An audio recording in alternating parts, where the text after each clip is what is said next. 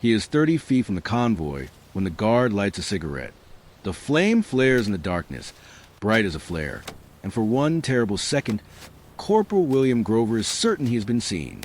He freezes, pressed flat against the cold mud of the ditch, his hand gripping the canvas bag of explosives, his breath locked in his throat. The guard is a shadow against the pale canvas of supply trucks, standing maybe 10 yards away, rifle slung over his shoulder. The cigarette glows. The guard exhales. Smoke drifts into the night air. And then he turns away, walking slowly down a line of vehicles, boots crunching on gravel. Grover does not move. Not yet. He counts to 20, 30, 40, waiting for his heart to slow, waiting for the guard to disappear around the corner of the last truck. Only then does he breathe again. This is northern Italy, November 1944. The Gothic Line, a brutal, grinding campaign where Allied forces push north through mountains, mud, and minefields, fighting for every ridge, every village, every mile. The Germans are dug in, defending supply routes that snake through narrow valleys and over mountain passes. And tonight, one of those routes runs through this field, 20 miles behind enemy lines. Grover is not supposed to be here. He is a scout, a reconnaissance specialist attached to the British 8th Army. His job is to observe, to report, to stay invisible. But 3 nights ago, he watched a German supply convoy roll through the same field. Dozens of trucks carrying ammunition, fuel, food, medical supplies. Everything the enemy needs to hold the line. And he realized something.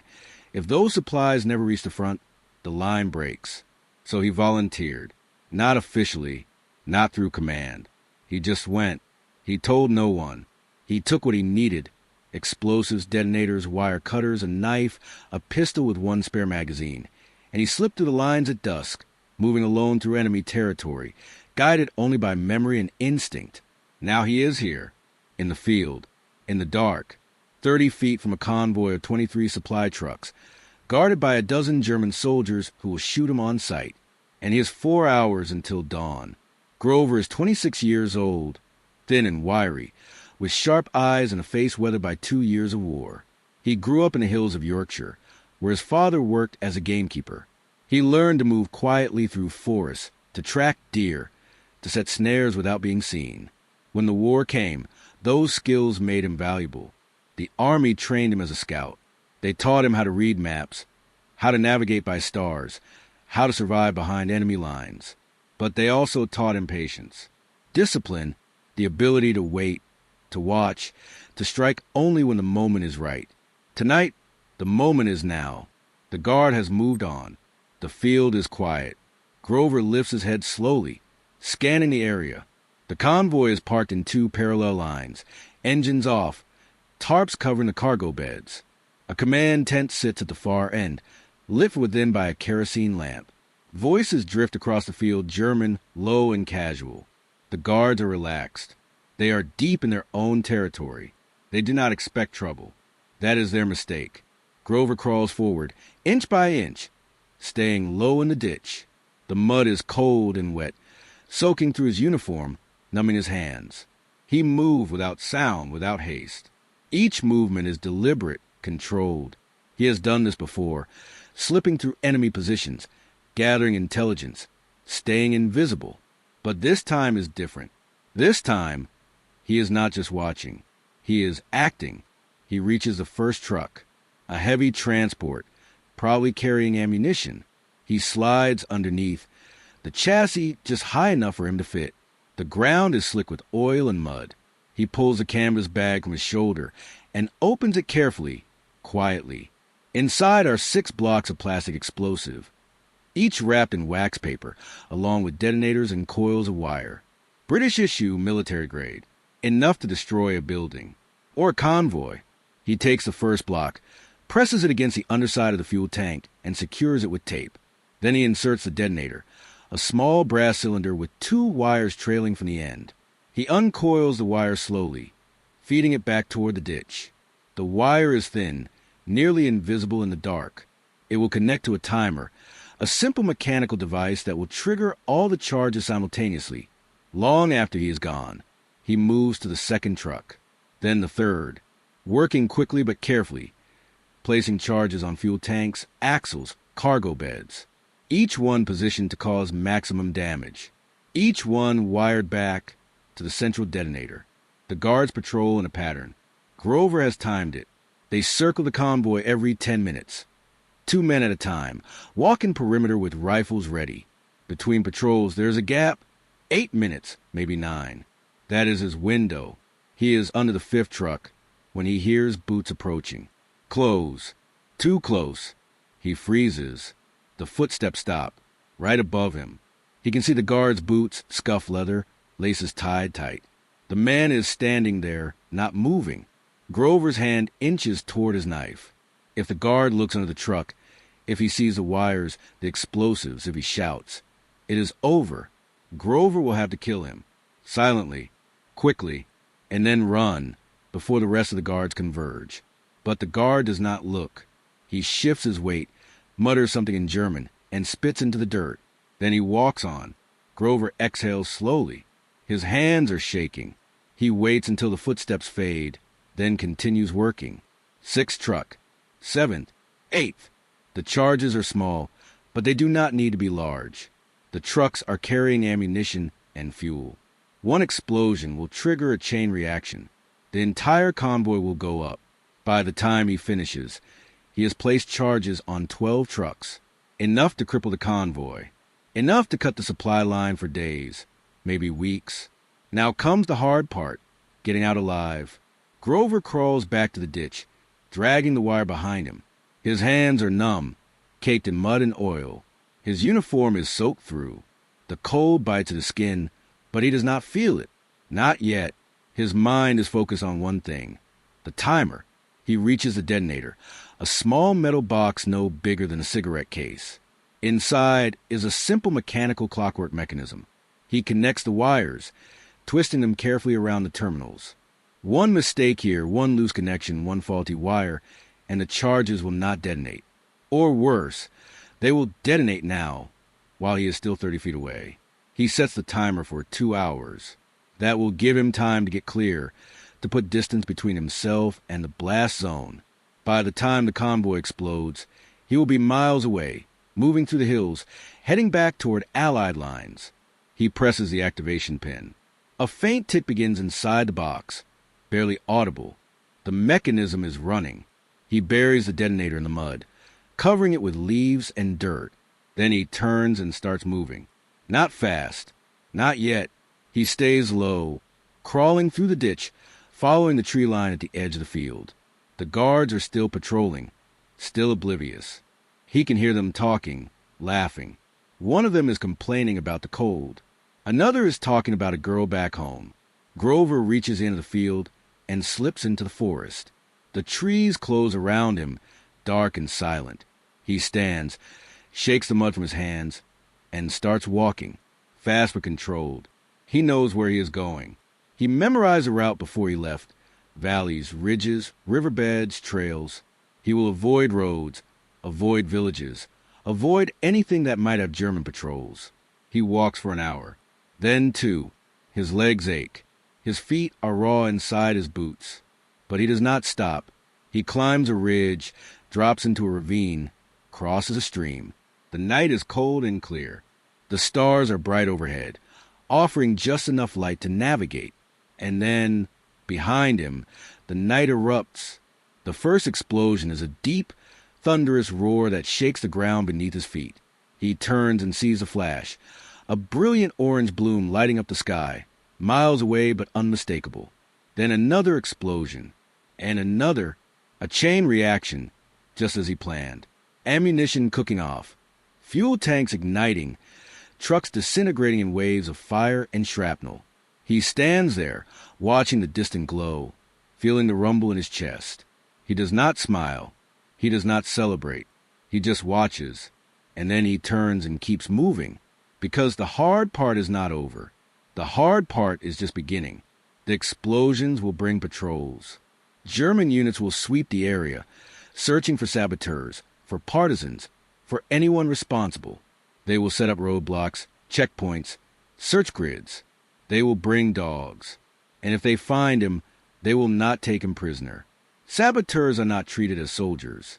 They are treated as terrorists. So Grover moves faster.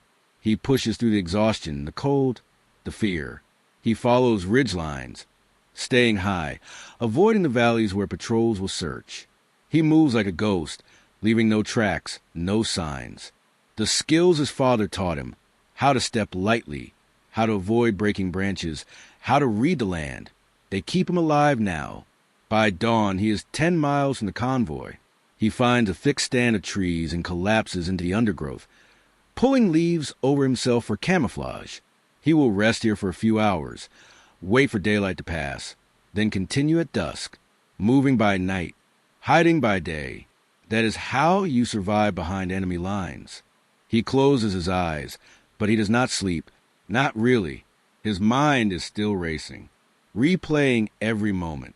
The crawl through the mud, the guard with a cigarette, the ticking of the timer, the explosions lighting up the sky. He wonders how much damage he caused, how many trucks destroyed, how many supplies lost, how many German soldiers at the front will go without ammunition, without food, without fuel because of what he did tonight. And he wonders if it was worth it, because war is not clean.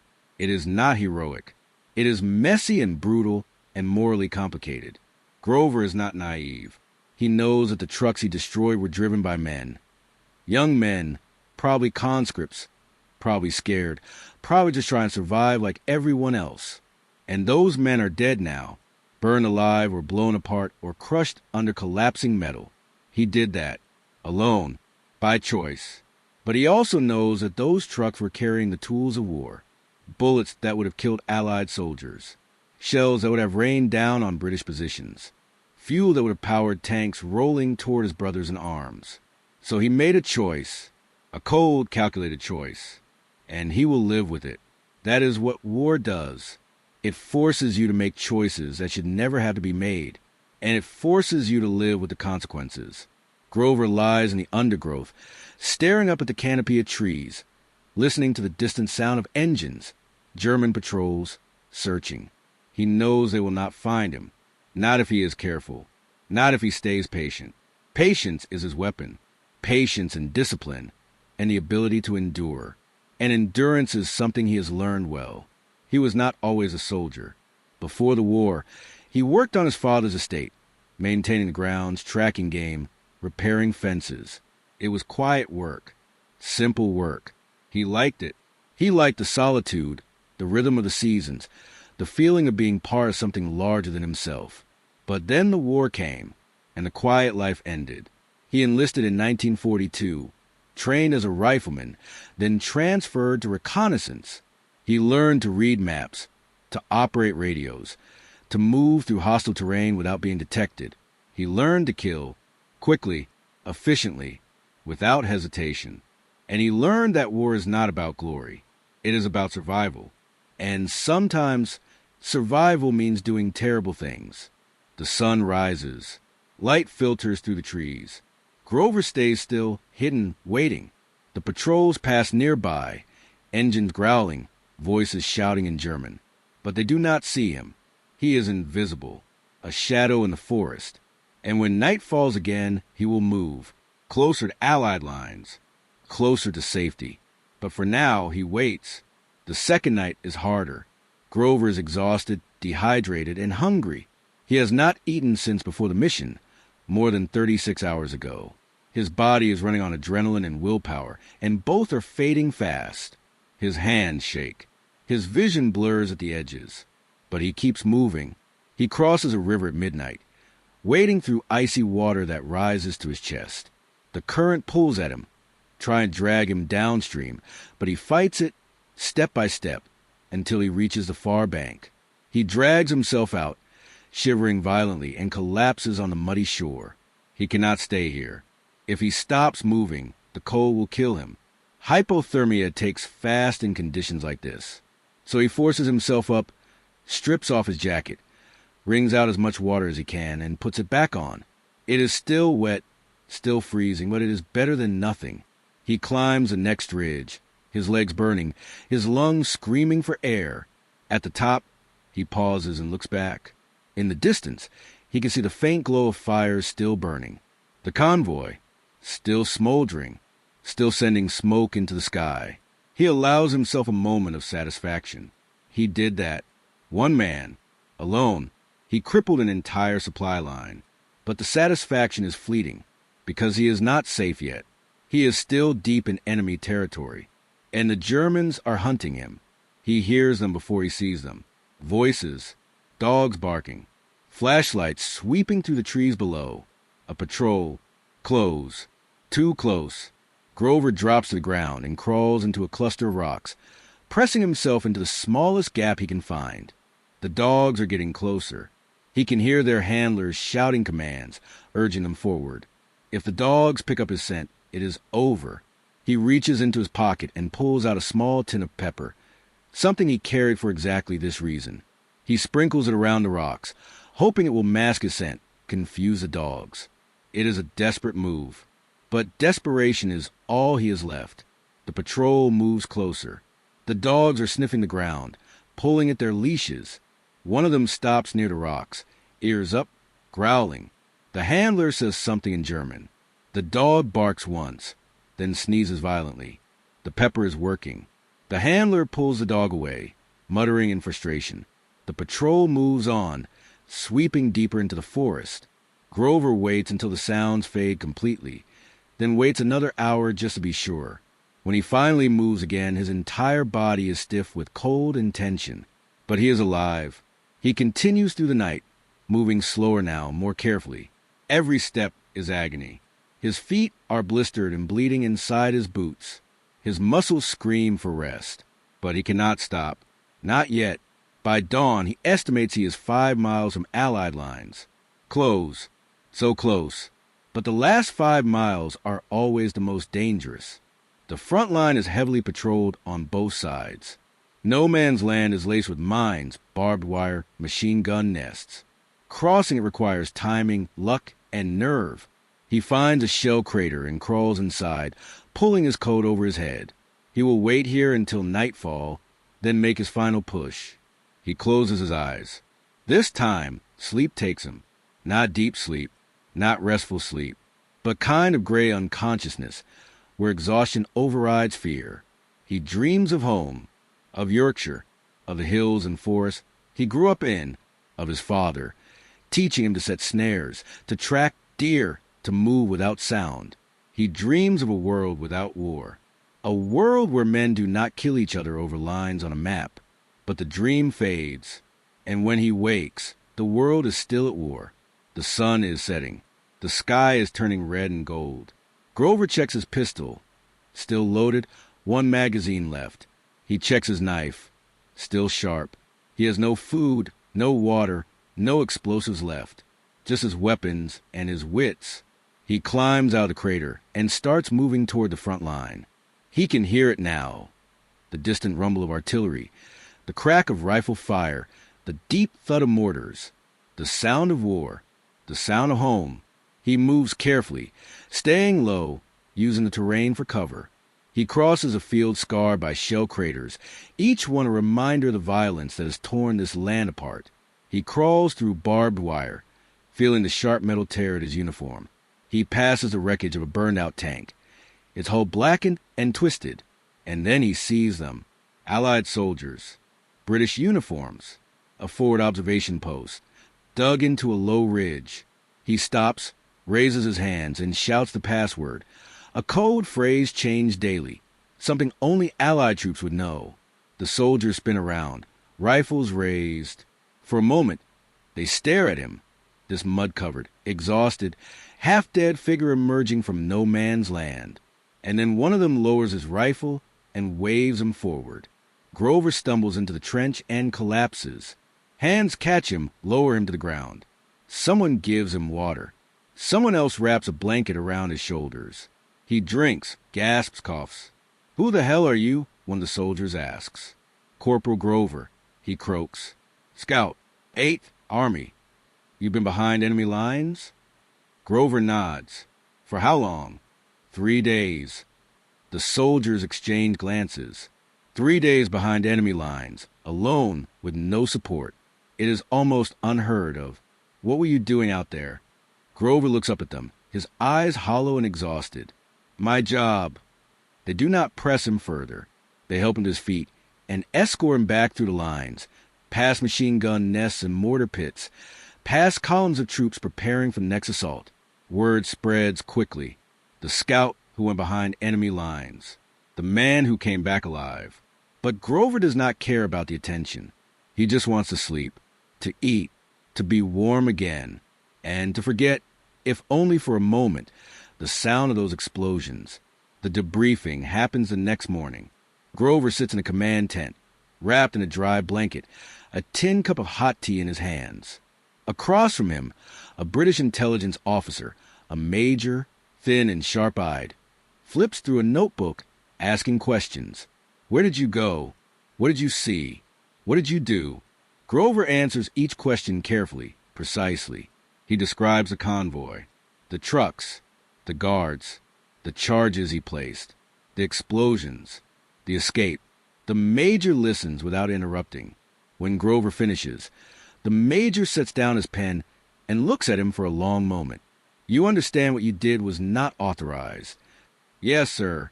You left your post without orders. You operated behind enemy lines without support. You engaged in sabotage without clearance. Yes, sir. You could be court-martialed for this. Grover says nothing. He knows it is true, but he also knows the major will not court-martial him, because what he did worked. The convoy is destroyed. The supply line is cut. German forces at the front are scrambling, rationing ammunition, delaying operations. Intelligence reports are already confirming it. The major leans back in his chair. You also may have saved lives. Allied lives. The supplies you destroyed would have been used against us. That was the idea, sir. The major almost smiles. Almost. How much damage did you cause? 12 trucks destroyed. Possibly more from secondary explosions. Ammunition, fuel, medical supplies. It will take them days to clear the wreckage, longer to replace the supplies. The major writes something in his notebook. And you did this alone. Yes, sir.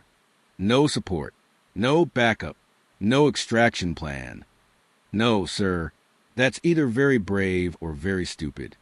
Grover takes a sip of tea. It is lukewarm, but still the best thing he has tasted in days. Maybe both, sir. This time, the major does smile. He closes the notebook and stands. Get some rest, Corporal. We'll talk more later. And for God's sake, eat something. Grover salutes weakly and is dismissed.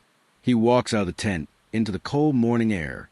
Around him, the camp is bustling. Soldiers cleaning weapons. Trucks rolling past. Orders being shouted.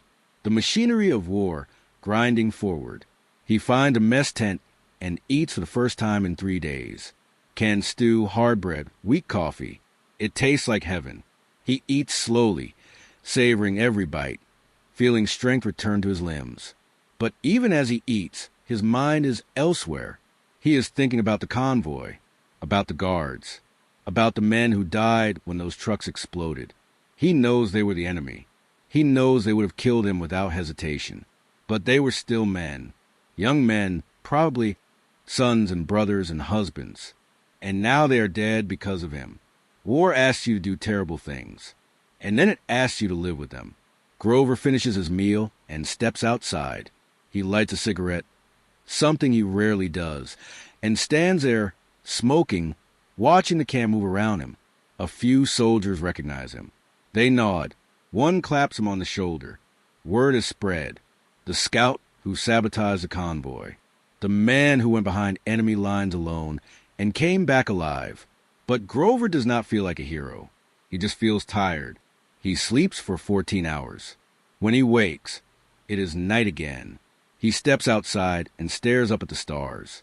They are the same stars he navigated by 3 nights ago, moving through enemy territory, hunted and alone.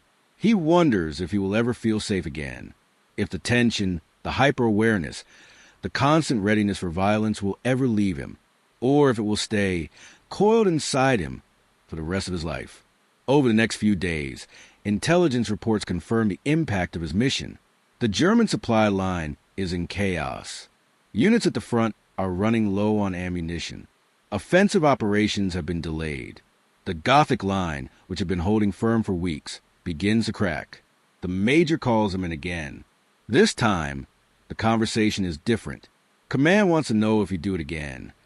Grover looks at him. Sir, another sabotage mission. Behind enemy lines. Alone. Grover is silent for a moment. He thinks about the mud, the cold, the fear, the crawl under the trucks, the guard with the cigarette, the explosions, the dogs, the river, the exhaustion, and then he thinks about the men at the front, the soldiers who will not have to face enemy fire because the ammunition never arrived, the lives saved because the supply line was cut. Yes, sir, he says quietly. I'd do it again. The Major nods. Good, because there are more convoys, more supply lines, and we need men like you to disrupt them. Grover is assigned to a new unit, a special operations group tasked with deep reconnaissance and sabotage. He is given better equipment, better training, better support. But the missions remain the same. Go behind enemy lines, cause chaos, come back alive. Over the next 6 months, he conducts 4 more sabotage missions. Each one is different. Each one is dangerous. But each one is successful. He destroys a fuel depot outside Bologna. He cuts telephone lines connecting German command posts. He plants explosives on a railway bridge, collapsing it and halting supply train for weeks. He becomes a ghost, moving through enemy territory, striking without warning, disappearing before anyone can respond. The Germans put a price on his head. They circulate descriptions, offer rewards for information, but they never catch him, because Grover is not just a soldier. He is a hunter, and hunters know how to be invisible. The war in Italy ends in May 1945. Germany surrenders. The fighting stops, and Grover, like thousands of other soldiers, goes home. He returns to Yorkshire, to the hills and forests he grew up in, to his father's estate. He tries to return to the quiet life he once knew, but it is not the same. He is not the same. The war changed him, hardened him, left scars that do not show but run deep. The years after the war are difficult. Grover struggles to adjust to civilian life. The quiet that once brought him peace now feels suffocating. The routines that once grounded him now feel empty. He takes a job working on the estate, just as he did before the war. But the work feels meaningless now. He cannot shake the feeling that he should be doing something more, something important. He does not talk about the war. Not to his family. Not to friends. Not to anyone. When people ask what he did, he says he was a scout. Nothing more.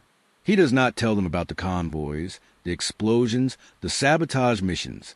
He does not tell them about the men he killed or the nights he spent alone in enemy territory, hunted and afraid.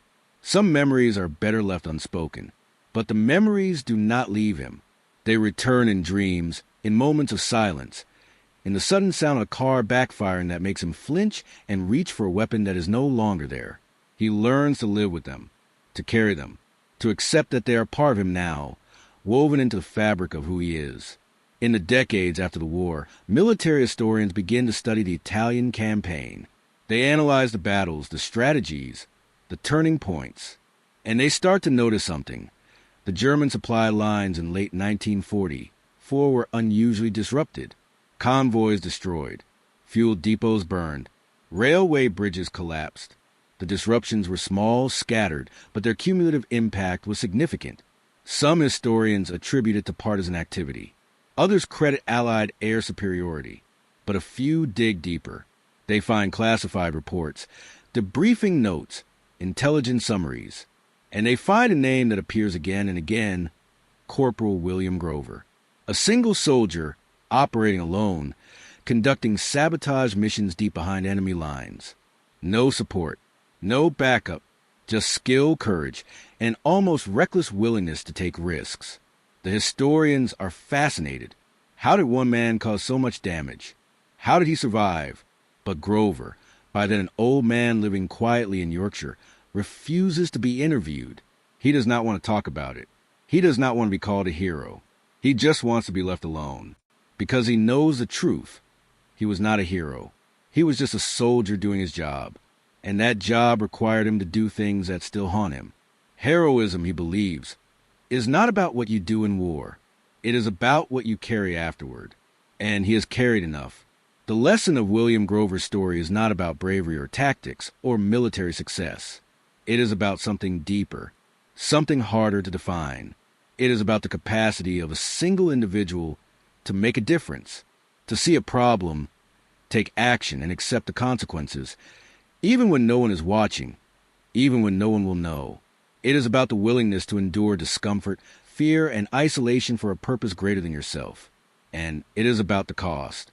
Because Grover did not walk away unscathed. The missions he conducted, the choices he made, the violence he inflicted, they left marks. Invisible marks, but marks nonetheless. War does not create heroes. It creates survivors. And survivors carried away to what they did and what they saw for the rest of their lives. But Grover's story also teaches us something else. That small actions can have large consequences. That disruption, carefully applied, can achieve what brute force cannot. That one person in the right place at the right time, with the right skills and the right mindset, can change the course of events.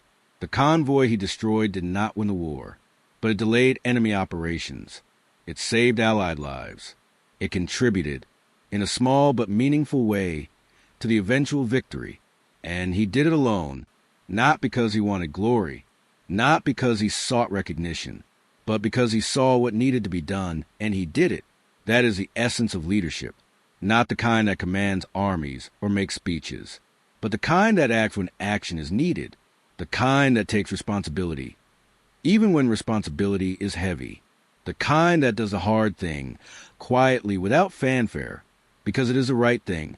In a world that often celebrates loud, dramatic gestures, Grover's story is a reminder that true impact is often quiet. It happens in the shadows, in the margins, in the moments when no one is watching. It is the soldier who plants the charge in the dark, the engineer who reinforces the bridge, the medic who saved a life while under fire, the countless small acts of courage and competence that, together, make victory possible. We live in a time that values speed, visibility, and scale. We celebrate the big wins, the viral moments, the transformations that happen overnight. But Grover's story reminds us that most meaningful change is slow, invisible, and built on accumulation of small, deliberate actions. It reminds us that patience is a weapon, that discipline is power, that endurance, the ability to keep going when everything is telling you to stop, is often the difference between success and failure. And it reminds us that the hardest battles are not always fought in public. They are fought in the dark, in the cold, in the silence. Fought by people who will never be famous, never be celebrated, but who make all the difference. William Grover died in 1987 at the age of 69. His obituary in the local paper was brief. It mentioned his service in the war, his work on the estate, his quiet life.